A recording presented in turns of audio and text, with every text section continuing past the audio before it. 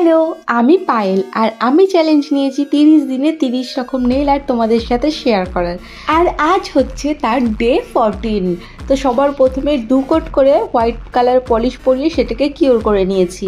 তারপরে একটি pink colour polish নিয়ে একটি সরু তুলির সাহায্যে প্রথমে 3টে ডট ক্রিয়েট করে নিয়ে তারপরে উপরের ডট দুটোকে একসাথে মিলিয়ে সাইড থেকে একটু সরু সরু লাইন ড্র করে একটি লিপস্টিকের ছাপ আমি তৈরি করে নিচ্ছি।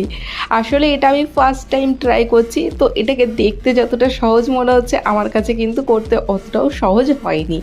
যাই হোক, নিচেও একটি লিপস্টিকের ছাপ ড্র করে নিচ্ছি এবং তার পাশাপাশি আরও ওপরে একটি ছাপ আমি কিন্তু ড্র করে নিয়েছি।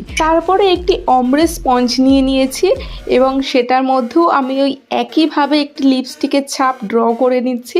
এটা করতে যেন আমার আরও বেশি সমস্যা হচ্ছিল। যাই হোক, এই লিপস্টিকের ছাপটা তৈরি করে নেওয়ার পরে ডাইরেক্ট ফাঁকা জায়গাগুলোতে ছাপগুলো বসিয়ে দিচ্ছি।